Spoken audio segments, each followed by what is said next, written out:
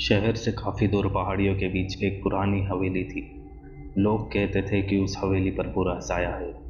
जिसने भी वहां जाने की हिम्मत की वो कभी वापस नहीं आया। गांव वाले शाम होते ही उस रास्ते से गुजरने से भी कतराते थे। गांव वाले एक दूसरे को कहते थे, अरे भैया, उस हवेली में तो भूतनी का डेरा है। जो वहां गया वो कभी नहीं लौटा। आसपास के लोग एक दूसरे से ये कहते थे और रात में वहां से गुजरने से भी डरते थे। और रात में वहां से गुजरते हुए एक अजीब सी ठंडक और घबराहट फील होती थी, जैसे कोई अननोन पावर आपको अपनी ओर खींच रही हो। एक दिन चार जिगरी दोस्त राहुल, प्रिया, समीर और अंजलि, जो हॉरर और थ्रिल के दीवाने थे, उन्होंने इस हवेली का राज खोलने का फैसला किया। उन्होंने इस हवेली के बारे में अपने किसी एक कॉमन फ्रेंड से सुन रखा था, जिसके रिलेटिव उसी गांव में रहते थे। उन्हें पता नहीं था कि ये उनकी लाइफ का सबसे बड़ा डरावना नाइटमेयर बनने वाला था। उन चारों दोस्तों ने वीकेंड की छुट्टियों में उस हवेली में जाने का डिसाइड किया।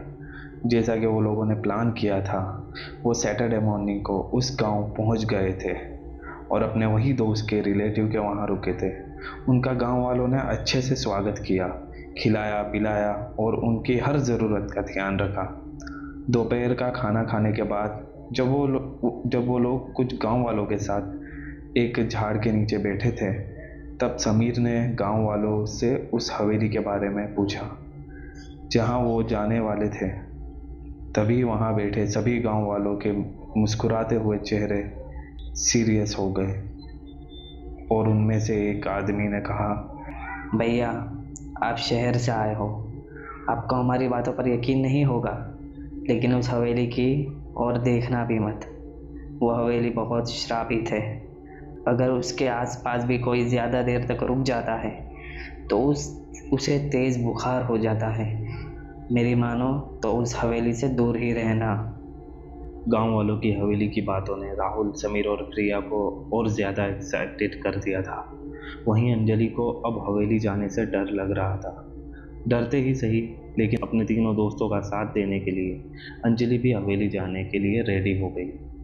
ये चारों दोस्तों ने रात को जब गांव वाले सो जाएंगे तब हवेली जाने का डिसाइड किया।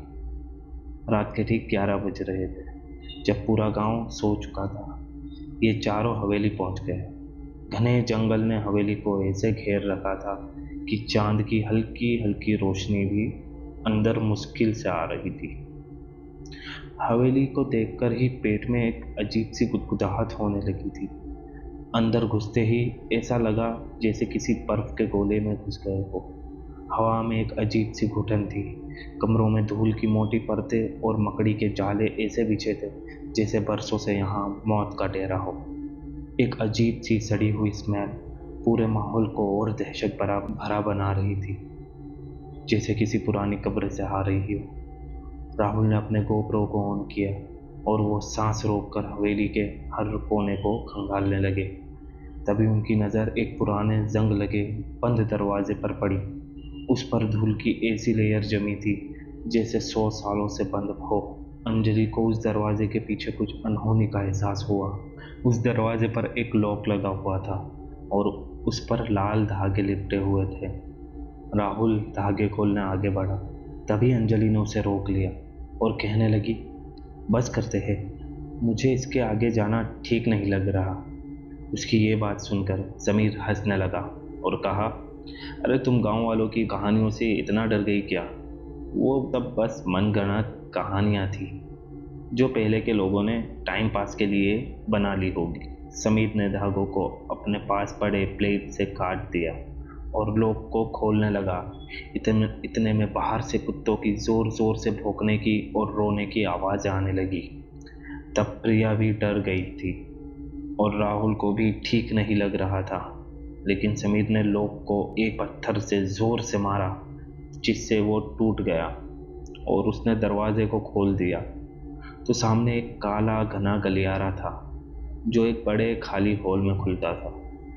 हॉल के बीच में एक टूटी हुई चेयर पड़ी थी और दीवार पर एक पुरानी धुंधली तस्वीर लगी थी, एक उदासी और खाली आंखों वाली औरत की।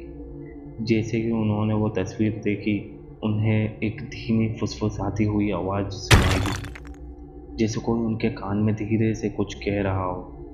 प्रिया को लगा किसी ने उसके कंधे पर हाथ रखा है, लेकिन जब उसने पलट कर देखा तो वहाँ पर कोई नहीं था। उसके शरीर में झंझनाहट दौड़ गई। तभी हॉल की पुरानी जंग लगी घड़ी ने आधी रात के 12 बजने की डरावनी घंटी बजाई, और उसी पल तेज हवा का झोंका आया, जिससे सारे दरवाजे धड़ाधड़ खुलने और बंद होने लगे। ऐसा लगा जैसे कोई अदृश्य ताकत उन्हें अंदर खींच रही हो। राहुल के कैमरे में एक काली परछाई कैद हुई, जो हॉल में पागलों की तरह घूम रही थी। अचानक उनके मोबाइल फोन्स और राहुल का गोप्रो ब्लिंक करके बंद हो गए। अरे यार, ये क्या हुआ? बैटरी ख़त्म हो गई क्या? राहुल ने जब टॉर्च चालू की और उस औरत की तस्वीर पर मारी, जैसे उसने उस तस्वीर की ओर देखा, वो चीख उठा और वो तस्वीर की ओर बड़ी आंखें करके देखने लगा। समीर, प्रिया और अंजलि ने जब वहाँ देखा तो वो लोग भी डर कर एक दूसरे के करीब आ गए। उस तस्वीर में जो औरत थी, उसकी आंखें काली रंग की हो गई थी और उसमें से खून निकल रहा था। ऐसा लग रहा था जैसे वो उन्हें ही देख रही हो। चारों दोस्त एक दूसरे से ऐसे चिपक गए जैसे उनकी जान निकलने वाली हो। पसीने से तरबतर समीर ने हिम्मत करके कहा, यार, यहाँ से निकलना पड़ेगा। लेकिन जैसे ही वे बाहर जाने के लिए मुड़े, हॉल का मेन गेट अपने आप जोर से बंद हो गया और उनकी हर कोशिश नाकाम हो गई। तभी उस औरत की आवाज़ हॉल में ऐसे गूंजी जैसे कोई गुफा में चीख रहा हो, तुम यहाँ से कहीं नहीं जा सकते, तुम सब मेरे हो। अंजलि डर के मारे चीख पड़ी। उन्हें अब समझ आ गया कि ये सिर्फ कहानियाँ नहीं है, ये हवेली सच में हॉन्टेड है। तभी उन्हें एहसास हुआ कि उस हॉल में एक और दरवाज़ा है जो दीवार के पीछे छुपा हुआ था। वो एक छोटा सा लकड़ी का दरवाज़ा था जो किसी अंधेरे बेसमेंट की ओर जाता था। उन्होंने उस दरवाजे को धक्का दिया और डरते डरते नीचे उतरने लगे। बेसमेंट में अजीबोगरीब चीज़ें रखी थी, जैसे कि पुराने टूल्स, कुछ खून के सूखे धब्बे और एक पुरानी फटी हुई डायरी। प्रिया ने कांपते हाथों से डायरी उठाई। डायरी में उस औरत ने अपने दुख और अकेलेपन की दर्द भरी दास्तान लिखी थी। उसने लिखा था कि कैसे उसके बेवफा हस्बैंड ने उसे धोखा दिया और उसे एक सुनसान हवेली में अकेला छोड़ दिया। यहाँ तक कि गांव में सब उस औरत को उसके बच्चे की वजह से जानते थे। वो छोटा सा प्यारा सा बच्चा था, मासूम सा, जिसे गांव का हर कोई प्यार करता था। पर डायरी में लिखा था कि उसने अपने हस्बैंड से बदला लेने के लिए गुस्से और फ्रस्ट्रेशन में आकर खुद को और उस मासूम बच्चे को भी मार डाला। और मरने के बाद उसकी आत्मा को शांति नहीं मिली, बल्कि वो एक बुरी और बदला लेने वाली प्रेत आत्मा बन गई। वो शांति नहीं चाहती थी, उसे सिर्फ बदला चाहिए था। जैसे ही प्रिया ने डायरी पढ़ना फिनिश किया, बेसमेंट में टेम्परेचर तेज़ी से गिरने लगा। औरत की चीखने की आवाज़ और तेज़ हो गई और उन्हें महसूस हुआ कि वो उनके बहुत करीब है, उनकी सांसों में घुल रही है। अचानक हवा में एक बर्फ सी ठंडक फैल गई और उनके सामने उसी हॉल की औरत की धुंधली परछाई पूरी तरह से विजिबल हो गई। उसकी आंखें खून से लाल थी और उनसे गाढ़ा काला खून टपक रहा था। उसके चेहरे पर भयानक गुस्सा साफ दिखाई दे रहा था। उसकी जुबान बाहर निकली हुई थी। उसके नाखून काफ़ी लंबे और काफ़ी काले थे और वो हवा में जैसे तैर रही हो। उसके पैर नहीं दिख रहे थे। वो एकदम से प्रिया के करीब आ गई और अपनी भयानक आवाज़ में कहने लगी, तुमने मेरे बच्चे को देखा क्या? तुमने मेरे बच्चे को देखा क्या? उसे देखा क्या? वो गरजते हुए बोली। उसकी आवाज़ से पूरा बेसमेंट हिल रहा था। प्रिया डर के मारे चीखती हुई पीछे हटी और एक टूटे हुए लकड़ी के टुकड़े से टकरा गई। उसके हाथ पर गहरा कट लग गया और खून बहने लगा। खून को देखकर वो आत्मा उसकी ओर बढ़ी और मुस्कुराने लगी। जो प्रिया का खून जमीन पर गिर गया था उससे वो अपनी जबान से चाटने लगी और जोर जोर से हंसने लगी। प्रिया दर्द से तड़प रही थी पर डर उससे ज्यादा था। अब वो प्रेतात्मा प्रिया की ओर बढ़ने लगी। उसके चेहरे पर भयानक हंसी थी। तभी समीर ने राहुल को एक अंधेरे कोने की तरफ इशारा किया जहां एक पुराना जंग लगा खंजर पड़ा था।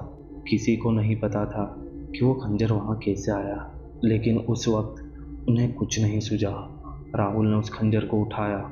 उसकी सरफेस पर एक अजीब सी चमक थी। उसका जो पकड़ने का हिस्सा था वो तो जंग लगा हुआ था, लेकिन उसकी सरफेस ऐसी लग रही थी जैसे वो अभी भी बहुत तेज हो। राहुल ने वो खंजर उस आत्मा की ओर किया। वो आत्मा और भी ज्यादा चीखने लगी और गुस्सा हो गई, लेकिन अब वो आत्मा उन चारों के पास आने से रुक रही थी, जैसे वो उस खंजर से डर रही हो। तीनों दोस्त राहुल के पीछे आ गए और राहुल उस खंजर को आगे रखकर चलता रहा और चारों उस हवेली के बाहर निकल गए। जैसे ही वो चारों दोस्त हवेली के गेट के बाहर आ गए वैसे ही वो आत्मा वहीं रुक गई और एक भयानक मुस्कुराहट देते हुए हवा में जैसे गायब हो गई। चारों दोस्तों ने राहत की सांस ली और गांव की ओर दौड़ पड़े और जहां पर वो रुके थे वो घर में एंटर हो गए। चारों के चेहरे पर डर साफ झलक रहा था, क्यों ना हो जबकि वो चारों मौत के मुंह से जो बाहर निकल कर आए थे। चारों ने डिसाइड किया कि वो कल ही अपने घर लौट जाएंगे। उसके बाद वो लोग सोने चले गए। उन चारों को एक बड़ा रूम मिल गया था। समीर और राहुल एक कोने में सो रहे थे और अंजलि और प्रिया उनसे थोड़ा दूर सो रहे थे। राहुल की अचानक से रात को आँख खुलती है। उसे प्यास लगी थी। वो पानी पीने के लिए उठता है। वो देखता है प्रिया उसके बिस्तर पर नहीं है। वो देखता है प्रिया पास ही के एक पीपल के पेड़ के नीचे खड़ी थी और कंटिन्यूसली ऊपर देख रही थी। और राहुल प्रिया को आवाज़ देता है, लेकिन जैसे वो उसे सुन नहीं पा रही थी या अनसुना कर रही। राहुल धीरे धीरे प्रिया की ओर बढ़ता है और जब वो उसके करीब पहुंचता है वो देखता है कि प्रिया एक भयानक बड़ी मुस्कुराहट के साथ उस पेड़ पर देख रही थी। राहुल प्रिया को कंधे से हिलाता है और उसका नाम पुकारता है। प्रिया राहुल की तरफ वैसी ही भयानक मुस्कुराहट के साथ देखती है। राहुल देखता है कि प्रिया के मुंह पर खून लगा हुआ है और उसके हाथों में भी खून लगा हुआ है और वो बहुत ही भयानक लग रही है। उसके चेहरे पर सी, उसके होठों पर सी, उसके मुंह पर सी जो खून टपक रहा है वो ज़मीन पर गिर रहा है और उसके हाथ में एक भेड़ का सर है और वो उसे हाथ में रखकर उसकी तरफ देखती हुई हंस रही है और कहती है, मैं प्रिया नहीं, मैं वही हूँ जिसे तुम लोग उस हवेली से लेकर आए हो। राहुल ये सुनकर जोर से चीखता है और वहीं बेहोश हो जाता है। तो दोस्तों आज के लिए बस इतना ही। आगे क्या इस कहानी में होता है वो हम जानेंगे पार्ट 2 में। तो उसके लिए चैनल को सब्सक्राइब कर दीजिए ताकि आपके पास लेटेस्ट अपडेट आती रहे। मिलते हैं फिर अगले वीडियो में, तब तक के लिए टेक केयर।